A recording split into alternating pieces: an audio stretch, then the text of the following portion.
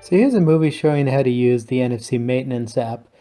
So first, if I tap the three dots in the upper right, I'll get more information about the app, including the app version, log file, etc.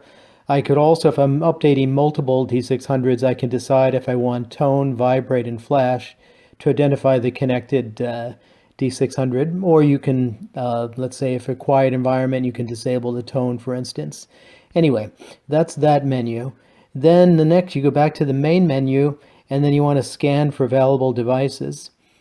And it may find a few. In this case, it only finds one. I do want to connect to it. Okay, so it's connected to that D600. Now in this is the main menu, and I can do many things in the main menu. I can change the name if I wanted to assign a friendly name to the D600. I could also get device information, and this is important. On the bottom it shows my firmware version is v1.49.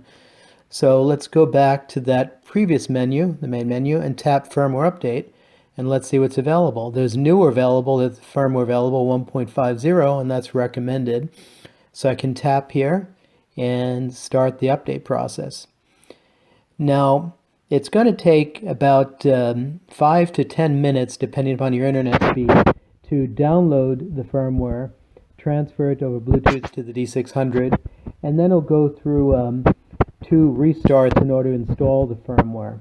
It'll install both the MCU firmware and then also the Bluetooth firmware. So you'll get a newly produced D600 at the end of this process. But given that we don't want to take the time in the video to do that, I'll cancel out of this step, and so I'll exit here. Okay. So, but that would be the process you'd go through. If you wanted to also factory reset, tap that. We don't want to do that here. It'll change all the settings, but that's possible. So if you're doing a firmware update and you want to take away remove any private settings and pairings, you can do that with a factory reset. Back to the main menu, we can also get information about the device statistics. And this is useful for warranty and support information. If you tap the icon there, it'll also download and send the firmware to send that page to yourself or support site. And also I can tap display configurations.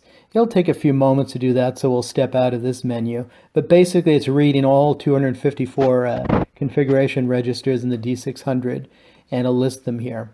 So thank you again for watching this video, and hopefully you find this useful.